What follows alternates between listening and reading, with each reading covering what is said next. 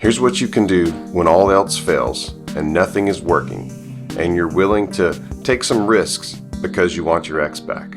And this is usually at a point when you're thinking, I'm willing to try some things, and if it doesn't work, I just want to move on, but I want to try something. These are some things that I have seen work. And I want to point out again, these carry some risk, and I'm not saying that they will work. I'm saying that I have seen them work and they can work, but they are more when you are at your wits' end and you are willing to do something that carries high risk because you want to just move on with your life if it's not going to happen with your ex. Number one, double down. What I mean by that is, let's say there's something that maybe you did, a hobby or an article of clothing or something that your ex had not liked and they had complained about it. And usually this is something that would be kind of a character flaw within your ex. And I'm not saying that if you barely wearing anything, and posting a picture online irritated them that you should do that. That's not what I'm saying. I'm talking about other things that maybe they complained about that irritated them. And what you actually want to do is post on social media of you doing that very thing.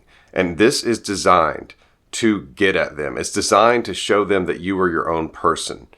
And it's going to show them basically that you're not trying to seek their approval anymore, which is quite the opposite of what most people in this position are doing. Most of the time when you're in this position, you're trying to do anything you can to get their approval, almost with the attitude that asks, am I good enough for you now? I'm changing all these things. Can we get back together now? And it's a power giveaway to them completely. And so in this case, you're actually going to do the opposite. You're going to double down and actually dive head first or feet first into something that you love that they have been critical of. And you may be asking yourself, why would anyone want to get back together with someone who was critical over things that didn't matter? And there's a point in that. And I often say, do you really want this person back? But if you do, that's your business. And in some cases, it can be small things that really don't represent their character, but that you could still do. But you would double down and basically say to them, I'm my own person. I'm going to do what I want to do. I'm not trying to get you back anymore. I don't really care what you think. And whereas that attitude is not the best when you're within the relationship, when they've broken up with you, it can be such a demonstration of independence in terms of you saying, I don't care what you think anymore. I'm my own person. And it can result in them sort of becoming preoccupied with you in a way and even admiring you because you're doing that. And it is a little bit tacky, but again, by watching this and listening to these things, you're saying that you're at that point, or at least you might get to that point and you're curious about what I have to say, but you're at a place where you don't care that much and you're just seeing if something will work, because if it doesn't, you want to move on with your life. And yes, all you comment warriors, I know a lot of you think an ex is an ex for a reason and you should never go back and you should just move on with your life and that it's a piece of cake to do. But for those of you who are in touch with reality and know that you can't just walk away if you've had history with someone and an emotional intimacy and attachment and a bond, that you're not a sociopath or a psychopath, and so you can't flick that switch and just walk away from someone without any difficulty. But you are at that point where you want to try, and if this does not work, you want to pick up the pieces and try to move on with your life. So doubling down is one thing that you can do. And you can always get on a coaching call with me or something and we can kind of talk about what you could do. But it's basically something they have been critical of and you're showing them, I'm going to do it anyway because I'm my own person. Number two, micro mysteries. And it's basically where you can do this in social media just like you can with the previous point, but you would do things that are mysterious or that don't have an answer. So for example, if you are attempting to do something and you don't make it clear whether or not it actually happened, whether it was finished or whether it was possible, that's an example of a micro mystery because the person doesn't know the conclusion. And you can do this online. You can do this with all kinds of things. I've given you a very basic explanation of it. But what you want to do is in all the things that you do that they might see, which might include social media, if you work with them or see them on a regular basis, sometimes what you can do is you can actually start a sentence that opens up a matter that requires a conclusion and you make sure that they don't hear it. You might even stop. You might even just walk away. It's not something you would necessarily direct toward them because that would just be weird. But in passing, you want them to have as many questions about you as possible. And this may seem small, But what it can actually do is, especially if you get several of them, it creates a curiosity that really can help build some infatuation, some attraction, and to get them preoccupied with you. You can definitely do this on social media if you start projects and then you just don't reveal the information of how it was finished or if it was finished. And there's actually research on this. It's called the Zeigarnik effect.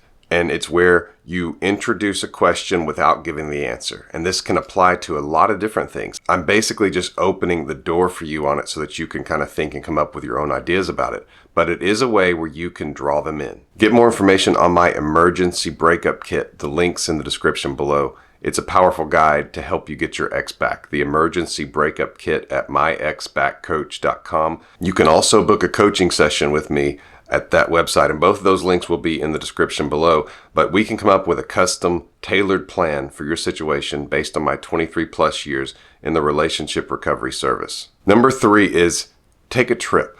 And I'm talking about a location. And it doesn't have to be on the other side of the world, but the more unusual, the more questions, again, harking back to the previous point where the answer is not clear, the Zeigarnik effect. Like, why would you go to Cabot, Arkansas? Something like that. And you just put on social media, really enjoying Cabot, Arkansas. And if you're from Cabot, Arkansas, welcome. But it's a place where they can't think of any reason why you would go. What's there? You don't have any family there. There's no business matters there. There's really not that much to see there, though the Ozarks are close by and they're beautiful. But it's a place where they would wonder why you're there. In addition to the fact that when you leave, they feel that you're further away. And so they couldn't see you or get to you, even if they wanted to. And of course, if you're in a long distance relationship, you know what that's like. And this doesn't really apply to you. But this is more in a situation where the two of you are nearby. And it's where if you two wanted to grab coffee, you could probably meet somewhere in half an hour. That's where it works the best, where they actually not only have broken up with you and you're in no contact, but now you're so far away that they couldn't just see you if they wanted to. It may seem small, it's subtle, but it can cause that effect where they realize, even if I wanted it, I couldn't have it. And that can be something that can, like the other thing that I mentioned in the previous point, create preoccupation, frustration, curiosity, even concern. What is he doing there? What is she doing there? It's interesting, but just take a trip. Announce it on social media. The more obscure the place is, the better. And I hear they have good catfish in Cabot, Arkansas. Number 4, send their crap back. I have in other videos talked about how it's actually good to have some of their things where they've left them at your place. And they're artifacts. They're something that they can know is there. And a lot of times they will leave them there because they just want a little something. Even if it means that in a couple of months they can reach out to you about it. It gives them an excuse. And it also causes them not to have to deal with the separation fully, the breakup fully, because they do still feel like there is some connection. And so in some ways it's enabling them, but it's worth it to keep it for a while just because it gives them an excuse to reach out to you and you two to probably see each other. And you never know what that can spark, especially if you just show that this is casual and here, let me help you get your stuff in your car. Okay, good to see you, bye. And you're not trying to get them back. So there is a positive to that, but there comes a point. It's been 2.5, 3 months, maybe 4 months. Just ship their stuff back and put a simple note. This is all the stuff of yours that I could find. Hope you're well. Sign your name. It's something that I have seen cause the other person to reach out. It's where they feel like they've finally seen the final nail in the coffin to the relationship. It can just impact them. It's worth trying if you're at the point that I've described where you're thinking, I'm willing to try something a little bit different, and if it doesn't work, I just want to move on. Which brings me to number 5, move on. That's right. Move on. And of course, it's not that easy. I know some of the comment warriors will tell you that it is. Oh, the solution is simple. Just move on. Wow. Why didn't I think of that? But I know that it's not. It's psychologically impossible, again, unless you're a sociopath, in which case, good luck to you. But if you decide, I'm going to try to move on and it's going to be difficult, but this is the decision I'm making. And that's the key. You make a decision. You surround yourself with people who love you and won't break up with you, like good friends, close family, a Coach Lee video maybe. And You decide that you are no longer going to seek reconciliation with your ex. And you're not going to wait on them anymore, which there is that element of no contact where you are kind of waiting. You're waiting to see, because that's reasonable. The other person could have made a mistake. Sometimes that happens. People aren't perfect, and they could realize it, and the relationship could actually be much better than it ever has been on the other side.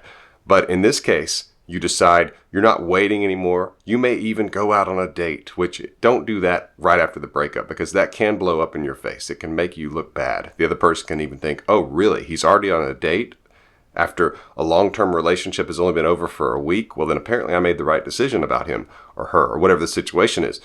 But if you decide to do that and then you go on dates and you just start living your life, and when it naturally makes sense, you post a little bit of that on social media. Be careful not to look like you're trying to get at them. But just that process can work in some instances. And again, I'm not saying that it will. I'm not one of those people who makes those BS thumbnails to get you to click that says this works 100% of the time to get your ex back. And please don't click on those. It just encourages them. But this is something that I have seen cause the other person to reach out, suggest a meetup, and things can start progressing. It doesn't mean that they will say, I'm ready to get back together, but it does mean that they might start the process of seeing you, having conversations with you, maybe a kiss happens, and things can start moving forward. It can happen. And so if you want to try these things, I have seen them work sometimes. They're best to try when you feel you have nothing left to lose. Get more information on my emergency breakup kit. The link's in the description below, and the link to book a coaching session with me is there as well. If you're married, these are not things that I suggest that you do. Go to marriageradio.com and you can see what I suggest there for marriage situations. Be sure to check out my reels or shorts. They're just shorter videos with a bit of a punch. A lot of those on my YouTube channel and Instagram and TikTok as well, if it's still legal after this video. I also have 2 other courses. One is called Anxiety Peace. The other is called Coach Lee's Sleep Aid, and it helps you fall asleep. Those are available at my website as well. Thank you for listening to my commercials. Thank you for your likes and for subscribing. This has been Coach Lee, and as always, thank you for watching.